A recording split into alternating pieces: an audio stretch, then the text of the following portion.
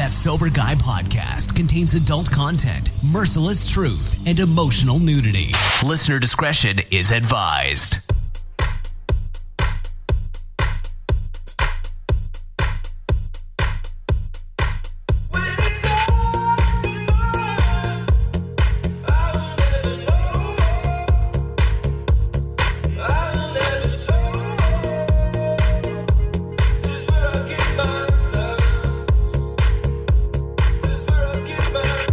What's up? Thanks for tuning in today. Thank you to Humans for bringing us in. Of course, thank you to you for supporting the show. Today's guest is Koorosh Rassekh, and Koorosh is an addiction therapist and founder of Evo Health and Wellness. And we're going to welcome him to the show today. Super honored to have him on. We're going to talk about healthcare. We're going to talk about addiction, recovery, all the good things that y'all tune in for. So, Koorosh, welcome to the show, man. Hey, good morning, Shane. Thanks for having me on. Yeah, absolutely, man. So I guess we'll kind of start at the top here, and maybe have you introduce yourself. Well, I already introduced you, but maybe tell us a little bit about yourself to the audience out there and what you're up to. Sure. Yeah, my name is Koorosh, and I am a therapist and the founder of Evo Health and Wellness here in Venice Beach, California. We are an addiction treatment program that really focuses on the human aspect, the root causes of addiction versus focusing on some diagnosable conditions or substances. My story sort of goes back to my own experiences, and I've gone through years and years of substance use and misuse and addiction that's taken me to some pretty dark places that those that are in recovery or those that are struggling are familiar with. Stories are always different. Feelings seem to be pretty similar. That took me into treatment, and in that process, I decided that I wanted to go into helping. Became a therapist, went to grad school, and worked in addiction treatment for a number of years. And as I was becoming a therapist and as I was working in addiction treatment, I started to develop this internal conflict around the way that I was working in just about every area of mental health and the way that I was working in addiction treatment. It seemed to be opposite. And those experiences led, and some very, very just lucky opportunities that came my way, sort of led me to doing work in a different way, to actually beginning to think about addiction, substance-related addiction, as not really a substance issue, nor a dual diagnosis issue where we look at depression, anxiety, or other things like that, but rather a human belonging issue, a human purpose, worth. And fortunate enough that, again, lucked into a lot of different opportunities that landed me here with working with an amazing team of people trying to help, much like you and other people in the addiction field do every day. Very lucky. That's awesome, man. What so you kind of went on your own journey through your own struggles with addiction. What was that like for you? Can you, and I'm not trying to get, we don't have to get super into details or anything. I'm not looking for war stories or anything like that. And you're welcome to share one if you'd like, but I just don't want to feel like I'm pressing you on that. More or less, like, what was your own internal demons and your own things that you were struggling with before you got into doing the work that you're doing today? Yeah, no problem. I'm really open and really embrace my experience. It was awful in many ways.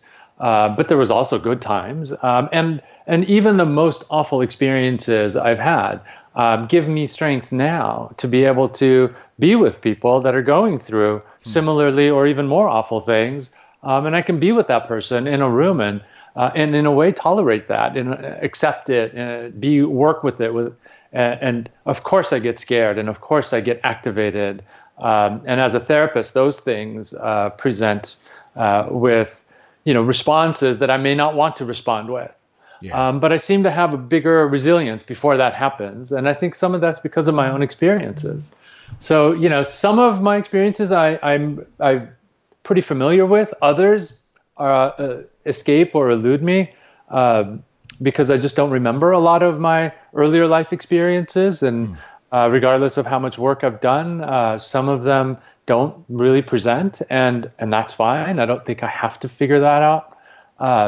But in a nutshell, I'm an immigrant that came here from Iran in the late 1970s at the time of the Iranian Revolution, and moved into Huntington Beach, California, where we had some distant family that had settled there for a long time. And that experience was tough for me. I was 10 years old.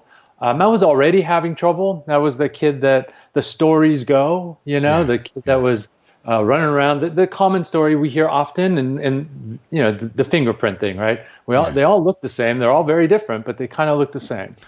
So struggling kid. And here it got a lot worse. I was on the outs and really wanted to be on the ins. And that sort of sense of loneliness, etc., grew. And it was athleticism and substances that gave me a way in. Socially, also alleviated that pain that I was feeling in that moment. Before I got I started with drinking, and everything came pretty quickly after that. But before I was drinking, I'd literally go and play basketball by myself for hours, and just shoot baskets by myself. And that was never really thought of as a problem. In fact, it brought me the ability to compete and the ability to make friends, and people my parents bragging to their friends about it and all of that. But really, when I look back, it was just a kid who couldn't sit. I couldn't sit because this whole tidal wave of stuff would catch up. And that was I was off and running. I developed a persona of work hard, play hard. And over the next 20 years, the play hard took over. And what was really the key, and this is what I look back at, is at no point in that journey, that experience, did I have, at least I'm sure people tried, but it never sunk in with me that I was okay. People would accept me into groups as long as I sort of conformed to those groups. I changed my name. I was Chris Rue. I had an ID, and there's people I run into now and people that see my work and stuff, and they're like, and I have several different names, right? I was Chris for a long time, then I was Roosh for a long time, and they're like, your name is Koorosh. I'm like, yeah, it is. And that comes from this part of the world. It wasn't until I was, I think, 39 years old, and I was doing this training, post-recovery in grad school. I was in Berkeley doing this social justice-oriented training, and it occurred to me that I had never actually used my real name. When I was ordering a coffee or putting my name in for like a reservation. So I was like, I'm going to do this. I walked over to Starbucks and I ordered my thing, and they go, what's your name? And I said, it's Koorosh. And they're like, what? And I was like, it's Koorosh. And she's like, can you spell it? And here I am, like standing there, and I swear inside I'm crying. It's so hard for me because I'm like, oh no, the spotlights, all of this. So anyway, I can go on. And I won't. No, I appreciate you sharing that, and I think that's it's such an important thing because how tough is that? I mean, that's an identity, and correct me if I'm wrong. You as a kid, you said it was tough to fit in. Probably a bit of a cultural difference between the regular community coming from Iran and jumping down in smack in the middle of Surfer Bro Huntington Beach spot. A little bit different for you, I would imagine. How does that? Like, that's got to be tough, man. And then not being able to use your real name. Did you feel like you kind of had to, well, I guess you already alluded to it. You felt like you kind of had to like transform and be this certain person to fit in. Is that fair? Yeah, absolutely. And, I don't remember. And in my work, and I love working with teens and young adults, and that's a strength of mine, and it's passion. But I don't remember ever, and none of the people I've ever worked with tell me that this is what I'm doing, right? Yeah. It's just a thing you do. And some of the ways that I did that was distancing myself from my own identity and my own culture. So not only just adopting the names, but not being seen in public with my family, like being pissed off if I had to go anywhere with my folks, and, being that. And my sister took a lot of the brunt of it. It's sort of a place where I continually have to sort of internally work on, man, that was a pretty shitty thing to do as a brother, right? Well, yeah. But sort of really needing to distance myself. And at the end of the day, I'm also trying to distance myself from that person I see in the mirror. Wow. Right? Every time I look in the mirror, it's like, no, not that guy, right? But I can't get away from that, except when I get high, when I get drunk, when I compete, when I do these other things that get me acceptance or get me distance from what's happening in my internal experience. So how relieving and how much freedom have you felt from being able to finally, after, and I'm sure you're probably actively, still working. If you're anything like me and a lot of us in recovery, we're actively working on this shit every day. It's a daily grind. Like I'm always constantly learning something new. But in your case, you've been able to work a recovery program, and how much freedom has it given you to finally be able to stand up and embrace your identity, embrace your culture, embrace Koorosh on your own level, and be proud of that? Has that been super? It's got to be very liberating, I guess, is what I'm getting at. It is. At times, it's very, very liberating. And I would be lying if I said that I've sort of accomplished that. It's a work in progress. Sure. And I'm more and more getting in touch with my identity, and more getting in touch with my culture. And it is the better way to be. It's still hard. I don't think we live in a world, in a society, particularly right now, that embraces diversity. And there are segments of this in this world now that embrace it more, right? Because of the pushback. So you got this polar thing happening. So absolutely. What I don't have to do is I don't have to deal with the incredible loneliness that comes with having the problem of loneliness and a solution that just helps you tolerate loneliness. Yeah. Right? Yeah. My solution didn't solve loneliness. It looked like it did. Some of the other stuff that I sort of referred to that I've had to deal with in this journey since I changed my lifestyle is, sitting with guys and girls who I'd known for so long. I was in their weddings. I was the best man with a couple of guys that I sat with, and had to have a conversation that said, yeah, I know a lot about you, but you don't know a thing about me. Wow. Because I could never share that internal, like anything, right? I just had to play this role. Yeah. So here, through the partying and through these other things, and then of course it went into workaholism. You call it whatever you will, just this pursuit of, and then I'll be okay. Yeah. It's very lonely. So the best part of today is that with the struggle and with all of the things that come and go, I at least can be less lonely more of the time because I'm at least not running away from myself, and that's really powerful for me. Yeah. Well, I would probably say that it's fair to say that a lot of those out there, that are either struggling with addiction, that are active in it, or that are in recovery, that are still trying to just do the daily grind, and even for myself. It was a struggle in feeling different and feeling weird, like feeling like there's something not right about me, and trying to hide that, kind of trying to stuff down my past, stuff down the things that hurt me, like cover up those open wounds. In your experience, you've already kind of talked about kind of navigating your way through that a bit, and I'm sure there's a ton more to the story we could get into, but what would you say to someone out there listening right now who's feeling like that, who's feeling like the odd man out, who's feeling like, man, I just want to fit in, I just want to feel normal. I don't know what the hell normal is, to be honest with you, because I don't really think anybody's normal unless you're watching Leave It to Beaver or something. But what would you say to somebody out there who's really struggling with that right now? I would just say that struggle that they're having is real. It's happening for good reasons, even if those reasons may be eluding them.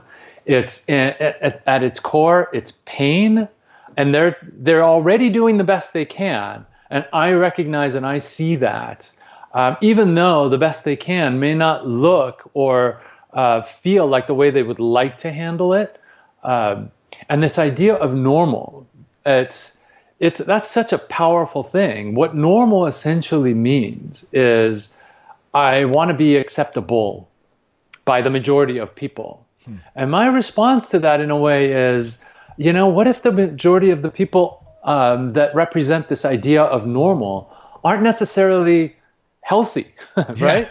That's a good point. What if you're pursuing a thing, and the struggle that you're having pursuing that thing is because there are inner parts of you that are saying you don't actually want this. Yeah. This isn't what you want. This isn't how you want to live, or this isn't who you are, right? If you think about the addiction, in my experience, doesn't discriminate. It certainly hits populations differently, right? The more marginalized or the more traumatized you are, the more at risk you are. That's just statistically, it's been pretty well vetted. But there's nobody that's shielded from it.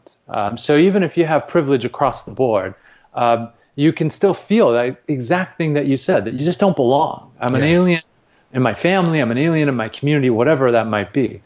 That's it. It just starts there. Somewhere along the line, it would have been great for somebody to be able to recognize that and say, you're having a tough time, right? You're having a tough time. And it's okay. It's okay to have a tough time. I think that's the big point. Like I was going to say, it's funny in my experience. I've and come across people who act, maybe financially, everything, they look like everything's got, that they must have a perfect life. It's almost like those people in a couple of them that I've known are the ones that have the most issues, but it's not okay to them to talk about that. And so that's kind of, I think, this thing in recovery where we're breaking down this barrier. And I really feel like it's not just people who have problems with addiction. Like we, just as a society, as a country, as a world, as a human being, we all have these issues in life. Like there's no perfect guide on how to live a perfect life, and we're all kind of jacked up in some point. And so for us to be able to communicate and just start to talk about these types of things and say, you know what, it's okay that I'm a bit weird. It's okay that I feel like shit today. I'm okay with that, instead of trying to hide it and mask it.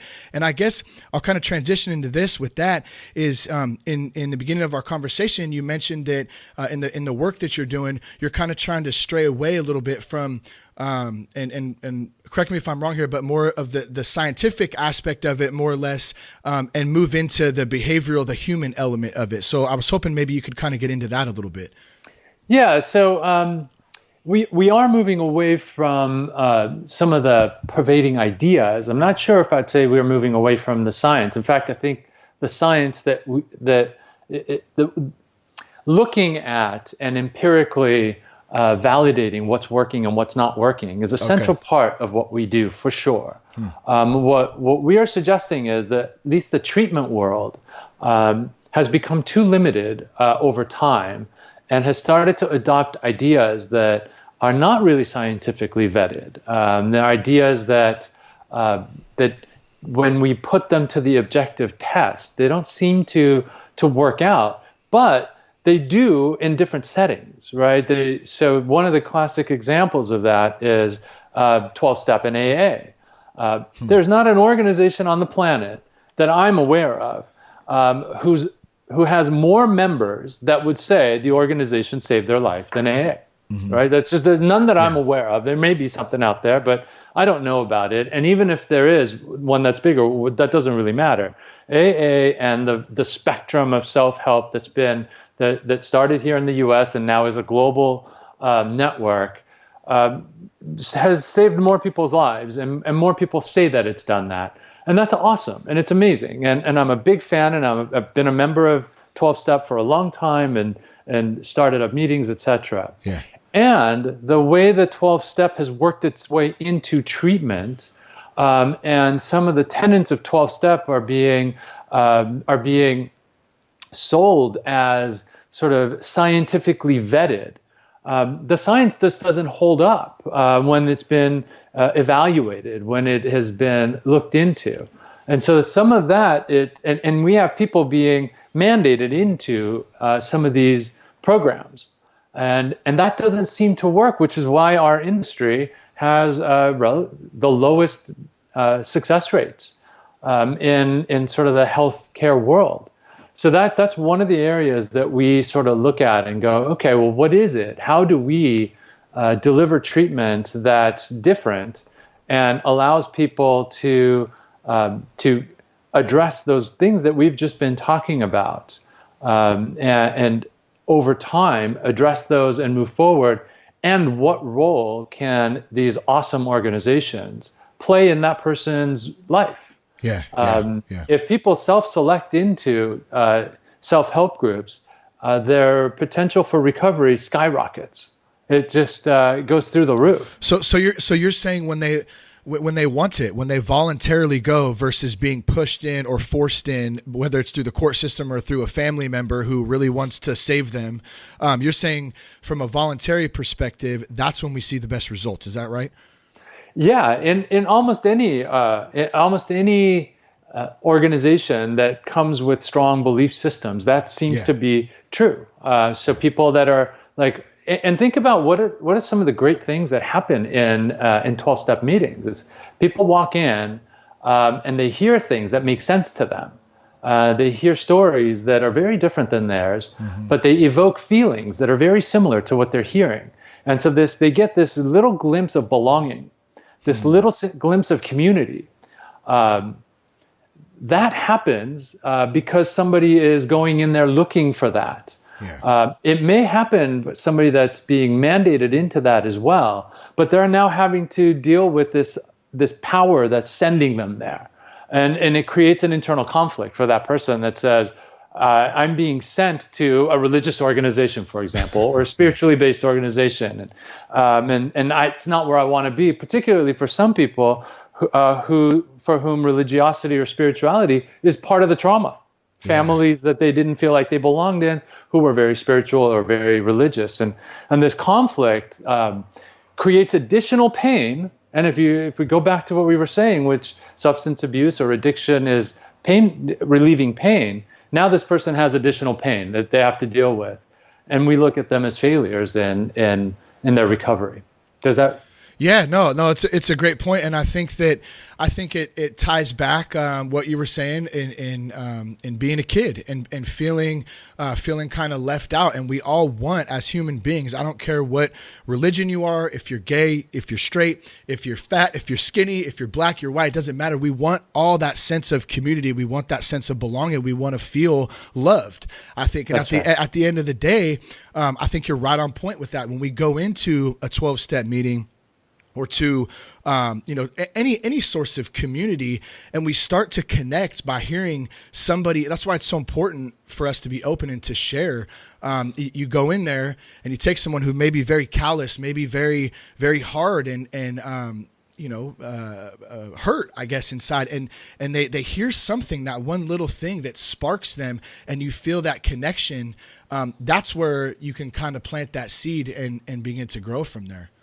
Right, exactly. And also, I don't want to sort of say that the problem with treatment is 12-step. That's actually not true. We look at some of the other things, like cognitive behavioral therapy is sort of the gold standard in non-12-step treatment.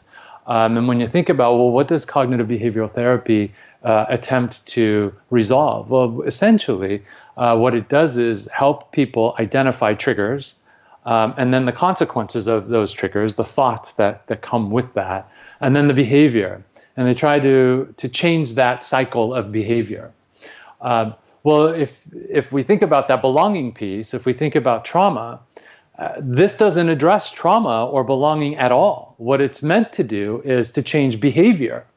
How does that resolve trauma? Where does that go? Where does that sense of belonging go?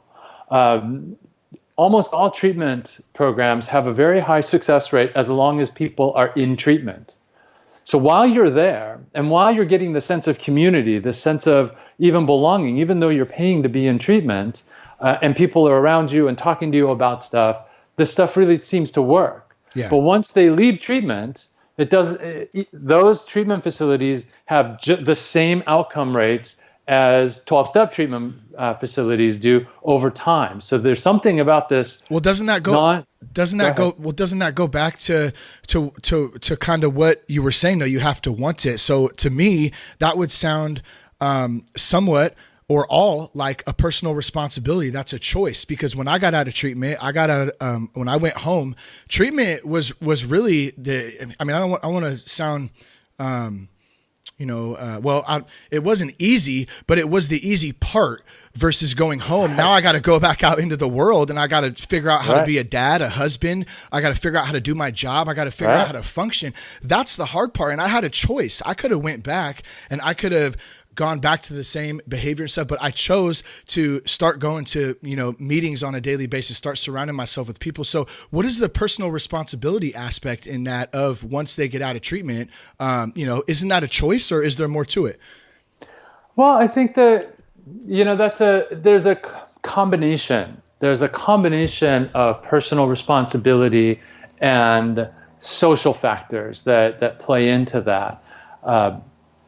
Somebody may go in to a 12-step meeting, or let's just start with sort of my experiences going back to working with people. I've never met anybody that's in that struggle of addiction who doesn't want out really, really badly, right? Sure. They're doing the best they can all the time, every day. And for some, that's really hard. If somebody walks in, if I walk in, and here's my experience in recovery, for example. I'm somebody who went from, sort of homelessness, and family didn't want anything to do with me. I just sort of reached that place in my experience and landed in treatment. I was not going to I didn't even consider myself a drug addict or an alcoholic. Yeah. Even though, looking back for about 5 years, I was already in like severe states, it's like not even like at the beginning parts. This is not 15, 20 years before. So I became like a ideal sort of a superstar of treatment, and then sort of went to AA because my non-12-step treatment was a 12-step treatment that sort of urged everybody into. They hosted AA meetings and urged everybody to go, and if you didn't go, you were the one. And they had people that were, and who wants that? When you're dealing with loneliness, and here you are at your most desperate place, willing to go into drug and alcohol treatment. Like, it doesn't get any lower than that, right? And now I'm going to be the only one there, so that wasn't going to work for me. So I sort of became this high performer, like overachiever in treatment, including going to AA meetings, where if I look back at that now, it didn't make sense to me. But I kept doing it as a way of doing exactly what I did as a teenager, which for me was figuring out what I needed to do and say to be accepted, right? That was the most important thing I needed. So I did that, and I got that sort of acceptance that I was seeking, and so my drug addiction and alcoholism went away, went into recovery, and was replaced by sobriety. And I got to hide behind that. And I'm not saying this is what happens to everybody. I don't think this happens to everybody at all. I'm just sharing one way that it does happen. So I was still hiding behind this new label, going to meetings all the time, starting new meetings, and not only that, sort of doing all these other things, right? So including going to grad school, all of this stuff that now was still running away from my demons and still running away from that core identity that I didn't know what to do with, into this new identity and these new ways of coping with that identity that the world was willing to clap for, versus point at me and go, you're crazy, right? That's one other thing that happens. Now imagine if I go there and my experiences as a kid, and this is something I deal with a lot with clients that I work with, didn't install a schema that says, figure out what they need and become the good kid. What if my coping strategy as a kid was figure out how to piss them all off because they're not seeing me for who I am, which is what a lot of kids do. That's just as adaptive as what I do, because it solves the problem of loneliness in a way by adopting a different label that says I'm a F up or I'm whatever. And now I can have other F ups just like me, and we can flip off the world. That person, just like me, is trying just as hard as me.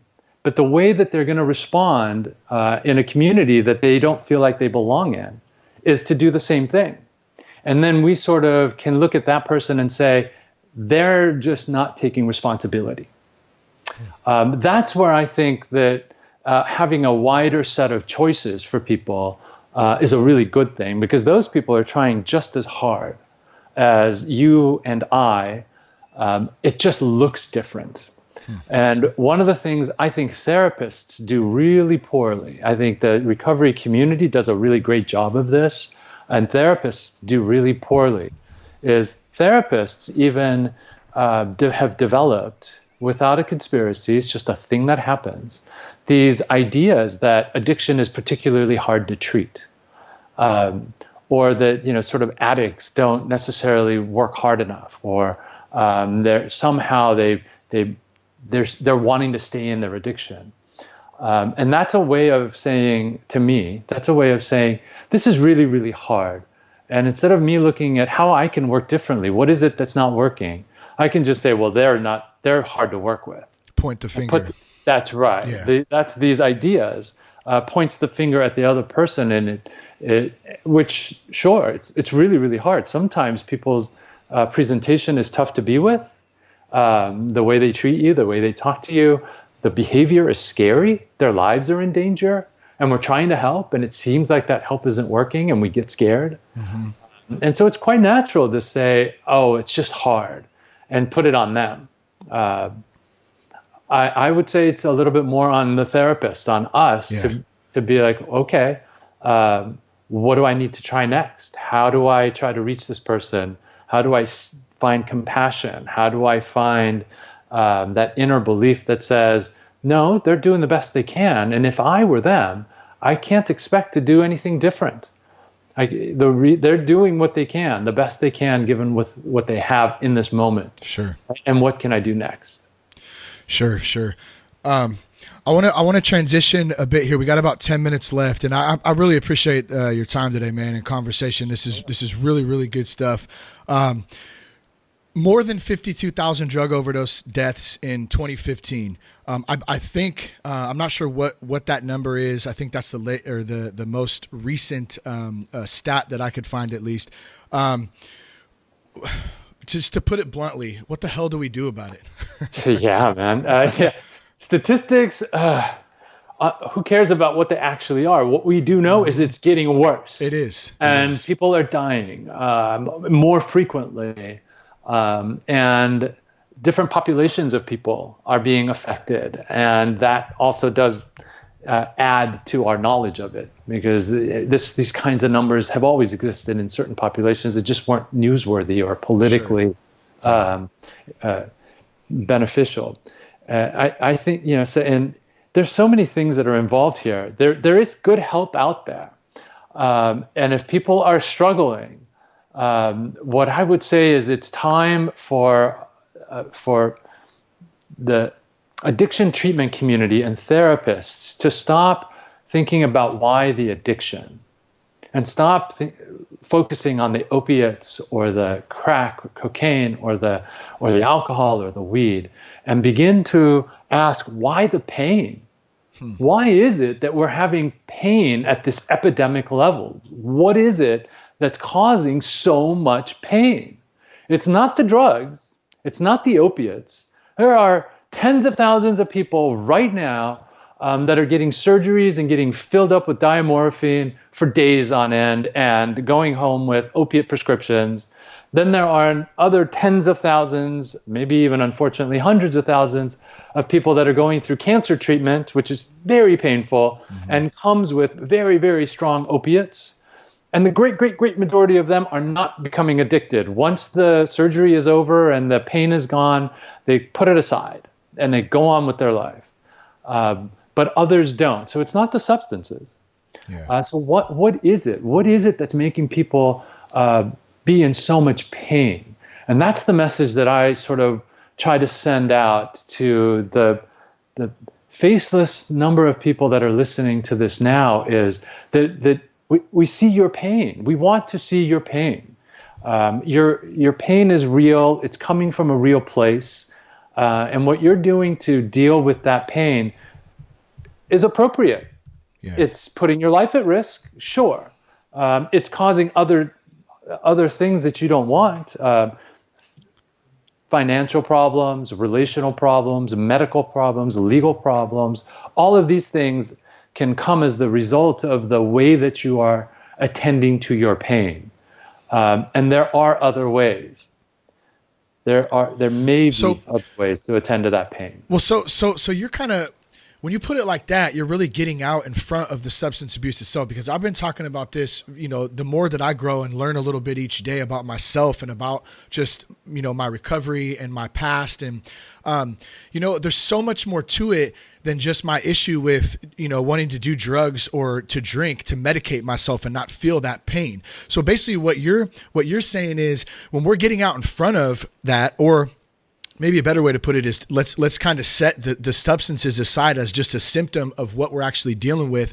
We're actually dealing with past things, or maybe present things, financial things, all these it's life, I guess. It's life in general that can be super, super tough sometimes. That's what we need to start looking at versus, like you said, the weed, the crack, the coke, the whatever the substance is. That's right. Absolutely. So how do we kind of help get people to understand that? By talking about it, I mean, we're doing it right now. Exactly. That's a great point. I think, man, it is. It's just by being open and starting the conversation. That's right. It is exactly that. We just have to, and seeing people in it. It's again to go back to my story. I clearly recognize that there is my sobriety date, the date I put aside substances in that life. And then there is several years later, in which my strategy for dealing with my pain didn't look the same. It didn't involve drug dealers and booze and that kind of hangover and all of that stuff. But it did include running marathons and becoming a yoga teacher, and then needing a hip replacement a few years later because it beat the hell out of my body. Yeah. Right. So. Yeah. The pain management was still present. And we even hear it in the rooms of AA quite often, that sort of people pretty openly say, replace your addiction with addiction to AA. And that's actually, from a harm reduction place, great, do that. Your AA is not going to break down every organ in your body in the same way that alcohol will. Yeah. And if you find community and all that, you could actually heal your trauma. Or find that sense of belonging, find that sense of purpose, worth, all of those wonderful things that come when we're in community, when we're in places that we feel like we fit, that jigsaw puzzle that works for us. And that also doesn't mean that it's like life is just all rainbows and unicorns. It's not. That's just not how life works. Yeah. But what it means is when it's really ugly and messy and snotty and that we have more resilience from being in community. So yeah, it's about getting away from talking about substances and looking at the pain and saying, okay, you're in pain for a good reason. Yeah. And let's attend to that pain so that you don't have to go from one thing to the next in the pursuit of this thing. And then also generationally, so that we don't now, transfer that pain to the next generation. Yeah. I think a big part of why I am where I am now is because I'm also a father now. And it's like, I want to do this work for me because I deserve to have a good life, but also because I want my kid to have a different experience, an experience that says, okay, where's your pain? Let me see it, and let's attend to that, and teach you how to recognize your pain, and isn't that the coolest thing? Just to be able to just like I know, like I look at my daughter and my son, and I just like, they don't have to see me, drinking or not that I'm perfect by any means, but a pretty solid state, I'd like to think, for the most part, definitely compared to how I used to be. But isn't that just the coolest thing, to look at your kid, your child that you love so much, and just to know that you have an opportunity to teach them and to even better than teaching them, to show them, what it's like to live a life where you don't have to use a substance to alter any moods or anything, because it's so relevant in our society. I feel like everything revolves, a lot of things revolve around socially around drinking. I mean, it's everywhere, right? Yeah. But how cool is that to be able to just look at them and know that you can actually break that cycle? You know, I love it, man. I take a lot of pride in it. So that's what I was kind of getting at. Man. How cool. Exactly. Yeah.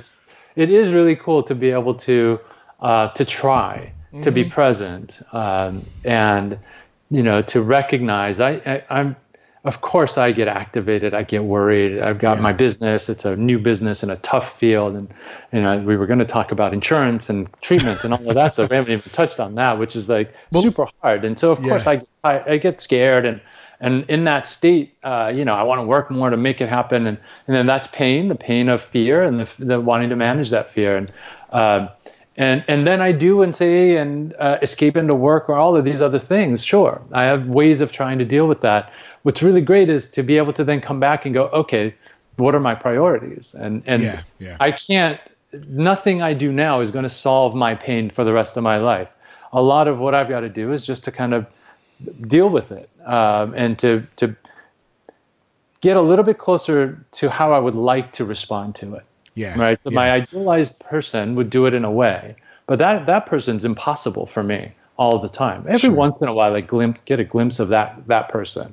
And that's what I try to do with clients as well, is to sort of go, okay, how do we get closer to that idealized version of yourself? And when you don't respond in that way, to go away from this idea that I failed, but to go, oh, my pain was too great. And I did this and that's fine. And now I know. And let's look to see what happened and where did that come from? What is it that I really need to do? And we got about 5 or 6 minutes left, if that's cool with you. And so I want to be fair to you because the conversation just started going, and we were going to talk a little bit about your business, about healthcare, about insurance. So I guess I'll start here. One of the main issues out there's a lot of people that want help they can't get help because of insurance purposes. There's nowhere to go. Beds are full. There's a waiting list. And, you know, a lot of the times what happens is the person who wants help at the moment, there's not a spot open for them, whether it's through a county service or whatever it is. And by the time that spot opens up, they're already back out on the street using again, and they may die. Straight up. I mean, it happens often. So I'll kind of start there, and you're the expert on this. I'll let you kind of run with it. What are your thoughts, and how are you kind of navigating around helping this, and your thoughts on it? Yeah, I mean, when you talk about public services, it's just underfunded, understaffed, really, really amazing people. And in many ways, they're delivering the best treatment. These are often organizations that get their money from public sources, and those public sources are also funding research. And so they're having to implement the newest ideas, the most vetted ideas around how to work with people. And they're just waiting lists all over the place. We work really closely with Venice Family Clinic just around the corner from us, trying to help in some way and to bring in people at no cost. We don't do insurance here at all for a couple of reasons. One, though our values, our ideology towards addiction treatment just doesn't allow us to go in network or do direct billing with insurance companies because they want us to do things in certain ways and to demonstrate things like medical necessity. And we don't even necessarily think about addiction from a medical necessity perspective. We think of it from a social relational perspective. Yeah. So what we've done is we've created a income-based tiered system that allows us to bring in people that make a lot of money and then people that make no money from full pay down to zero pay. Yeah. As far as insurances go, you know, people have different levels of coverage, and there's a frenzy of treatment facilities trying to get those people in who have any kind of insurance at all, and people pay for that insurance. We're mandated; we have to buy insurance, and so when you're paying, whether it's $50 a month or $1,500 a month for your insurance, you want to use it. And what people don't realize is it's not so simple when they go in. The insurance companies and the system is not really addressing healing. It's addressing symptom management in terms of giving you just enough so that you can quote unquote dry out And if a treatment facility is really particularly good at getting authorizations, they may be able to extend your treatment 30 days, 40 days. We met with this amazing treatment facility out in Simi Valley that just does really good work. And they actually created a trophy for one of their clinicians that got 70 days of treatment under an insurance policy. A trophy, they call Beast, they put on there, which is awesome. I'm glad that happened. But imagine trying to address addiction in 70 days. Sure, some people do it overnight, right? That happens all the time. I can't remember his name, but there's a TED Talk. This guy's talking about years and years of crack use. And in one of his binges, he had an image of his mom looking at his dead body that overdosed on crack or sleep, all of that. And that was it. He never touched it again, right? It's like, okay, well, that happens. People do that. But generally speaking, that's not what happens.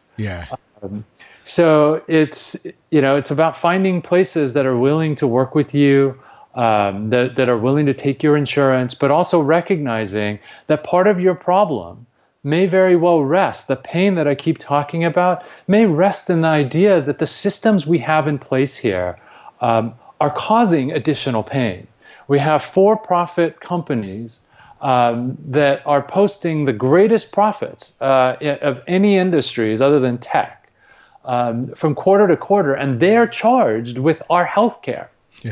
Right, and that in and of itself is part of the problem. Like that doesn't make any sense. We live in a society which is having a really tough time figuring out how it's even going to address the idea of helping each other. Right?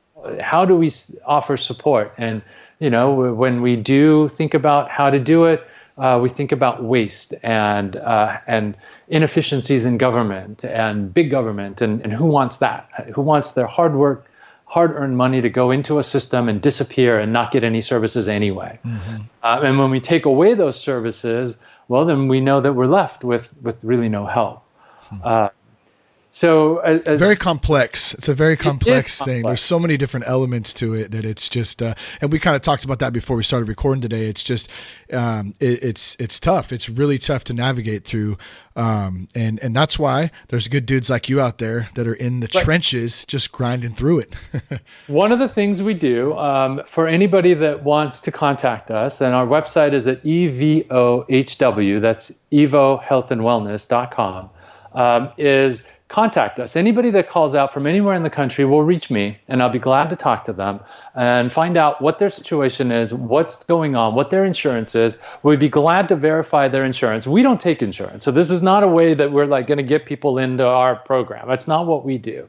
That call is not, my intention is not to recruit people into our program. We are a for-profit company that tries to manage our expectations so that we don't become greedy. But we do have to pay our bills and pay our salaries for people, etc. So if people want to come in, great. We'll do our best to help. But that's not the intention of people's call. Call and let me try to help. What is there? Let me try to help figure out what resources may be available to you in your community. There are awesome self-help organizations, whether it's AA or Smart Recovery or SOS or moderation management, to, just one conversation may open some doors or opportunities, or at the very least, change that internal dialogue, sort of put my voice in their head that says, maybe you're not an F-up, but just managing pain in the best way that's available to you. That in and of itself can reduce the pain. Right? So you have the original pain, and then there's the additional pain of, I'm an addict, I'm a da-da-da, and all of those things.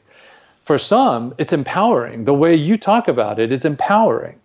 But that's not everybody's experience, and I know it wasn't my experience 20 years ago when I was deep in it, right? That word meant things that I didn't want to be. It was going to take away everything important from me, so... Well, Koorosh, it's been really cool, man, just chatting with you. I appreciate you coming on today, sharing a bit about your story and then about the work that you're doing too. If folks want to get in contact with you, Facebook, Instagram, Twitter, do you want to give any of your contact info? I know you just gave the website out. Maybe drop that one more time. And folks, you heard him. If you have questions you want answered, you want to just chat, please reach out. Yeah, absolutely. So Evo Health and Wellness. So E for Eagle, V Victory, O Orange, Health and Wellness. You can find that on Facebook, on Instagram, and then our website is evohw.com. There's phone numbers there. You can email. If you want to call me, great. If you want to email and ask me to call you, happy to do that. Awesome. If you have insurance and you want to find out what your options are, you can either fill out our insurance form. We have a pre-authorization form on the website. We'd be glad to make some calls for you, find out what your options are, and give you those options. To the extent if you read through our website and what we do and how we do it makes sense to you, then we keep lists of referral places that we can give you that we think do good work, that try really hard to help and try to connect you. So that's good stuff. Happy to man. try to help. Yeah. Hey, thanks again for coming on the show today, man. Yeah, thanks for having me. I hope this was helpful for some folks, and I really enjoyed talking with you. Absolutely. And we'll put, folks, all these show notes will be with the links, everything on the show notes page. You can go to www.thatsoberguy.com for more information. Peace, love, respect. Keep your blood clean.